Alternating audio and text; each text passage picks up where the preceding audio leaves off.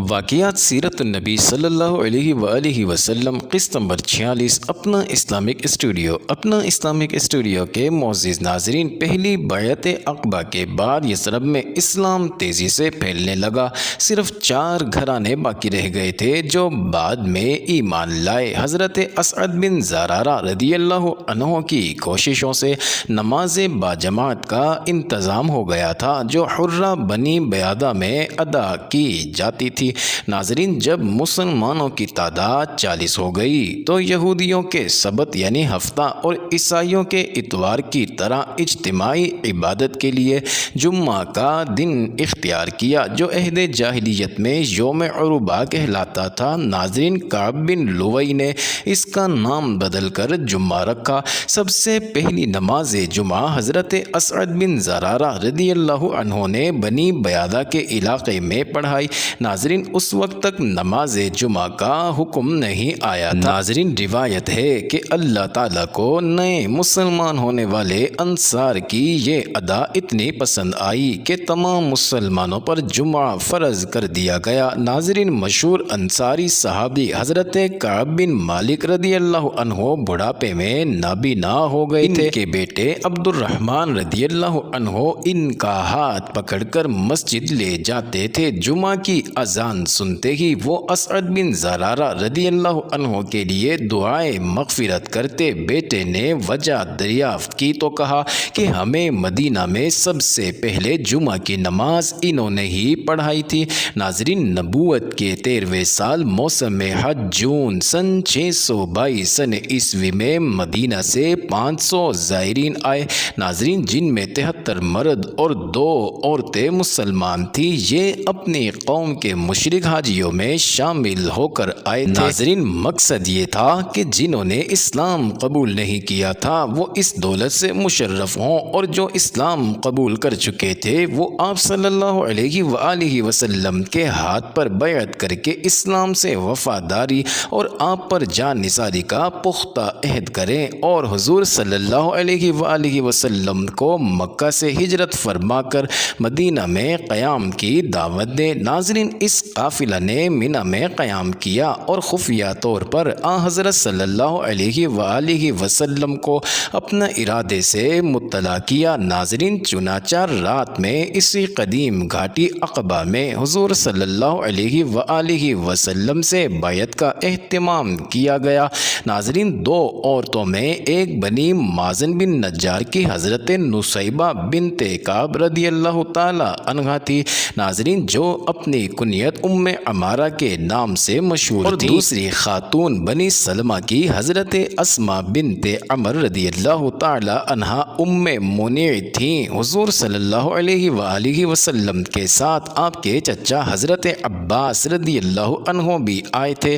ناظرین، یہ اگرچہ ابھی مشرف با اسلام نہ ہوئے تھے مگر حضور صلی اللہ علیہ وآلہ وسلم پر جان چھڑکتے تھے۔ ناظرین، انہوں نے خطاب کرتے ہوئے کہا، اے لوگو، تم نے محمد صلی اللہ علیہ وآلہ وسلم کو مدینہ آنے کی دعوت تو دے دی مگر سن لو کہ وہ اپنے خاندان میں سب سے زیادہ معزز ہیں۔ جو لوگ ان پر ایمان لائے وہ بھی ان کے لیے سینہ سپر رہتے ہیں، اور جو ایمان نہیں لائے وہ بھی خاندانی عزت و شرف کی وجہ سے ان کی حمایت کرتے ہیں۔ محمد صلی اللہ علیہ وآلہ وسلم نے سب کو چھوڑ کر تمہارے ساتھ رہنا منظور کیا ہے، لہٰذا اگر تم اپنے اندر ان کی حفاظت و مدافعت کی طاقت پاتے ہو اور ان کی خاطر سارے عرب کی دشمنی مول لینے کے لیے تیار ہو تو اچھی طرح آپس میں مشورہ کر کے باتیں کر لو اور وہی بات کہو جس پر سب کا اتفاق ہو جائے، کیونکہ سچی بات ہی اچھی ہوتی ہے۔ ناظرین، حضرت عباس رضی اللہ عنہ کی یہ تقریر سن کر رئیس خزرج برا بن معرور رضی اللہ عنہ نے کہا، اے عباس، تم نے جو کچھ کہا ہم نے وہ سنا، ہم نے وہی کہا جو ہمارے دل میں ہے۔ ہم نے راست گوئی، ایفائے عہد اور حضور صلی اللہ علیہ وآلہ وسلم کے لیے اپنی جانیں قربان کر دینے کا فیصلہ کیا ہے۔ پھر دوسروں نے کہا، یا رسول اللہ صلی اللہ علیہ وآلہ وسلم، ہم ہر طرح حاضر ہیں، آپ جو چاہیں ہم سے عہد لیں۔ ناظرین یہ سن کر حضرت صلی اللہ علیہ وآلہ وسلم نے قرآن مجید کی کچھ آیات تلاوت فرمائیں اور تعلیمات اسلام پیش کی۔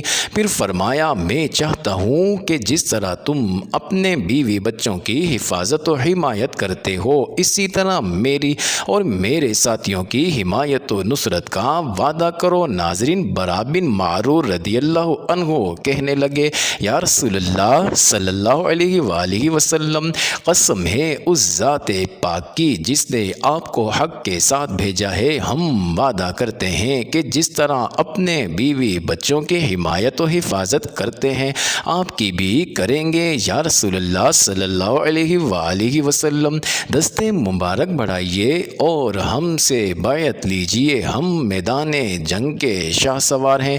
ناظرین مگر ابو الہیثم بن التحیان رضی اللہ عنہ نے ان کی بات کاٹ دی اور کہنے لگے یا رسول اللہ صلی اللہ علیہ وآلہ وسلم ہمارے یہودیوں سے کچھ تعلقات ہیں، حضور صلی اللہ علیہ وآلہ وسلم سے وابستگی کے بعد یہ تعلقات ختم ہو جائیں گے۔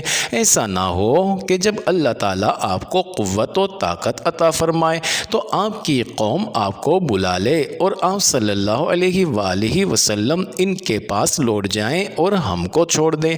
ناظرین حضور صلی اللہ علیہ وآلہ وسلم نے مسکرا کر فرمایا نہیں، تمہارا خون میرا خون ہے، تم میرے ہو اور میں تمہارا، تمہاری اور میری صلح و جنگ ایک۔ ناظرین اس گفتگو کے بعد حاضرین نے حضرت صلی اللہ علیہ وآلہ وسلم کی طرف بیعت کے لیے ہاتھ بڑھائے۔ بیعت کے دوران عباس بن عبادہ انصاری رضی اللہ عنہ نے کہا ایک گروہ خزرج اچھی طرح سمجھ لو کہ تم کس چیز پر بیعت کر رہے ہو، تم عرب و عجم سے جنگ پر بیعت کر رہے ہو۔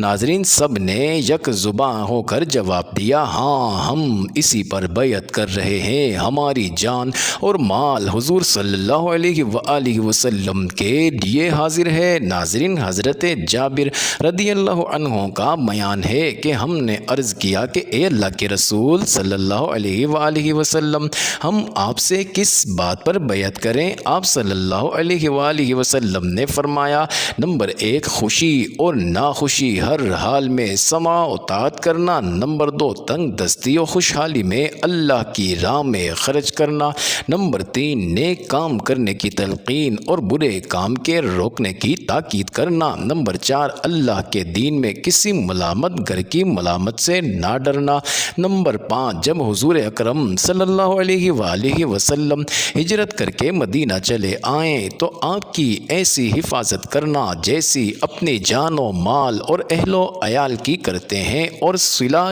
جنت ہے۔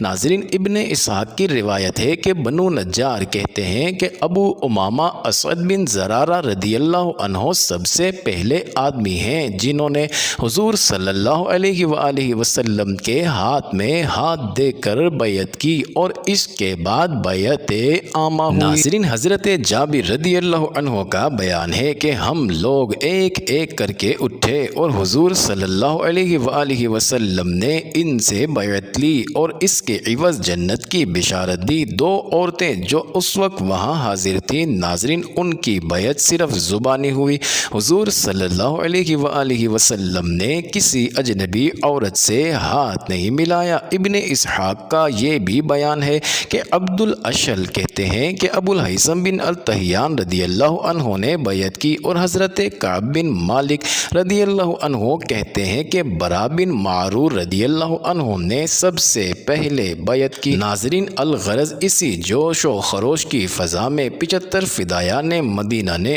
حضرت صلی اللہ علیہ وآلہ وسلم کے دست مبارک پر بیعت کی۔ یہ بیعت عقبہ ثانیہ یا بیعت عقبہ کبیرہ کہلاتی ہے جو ذی الحج 13 نبوت بمطابق جون یا جولائی سن 622 سن عیسوی میں ہوئی۔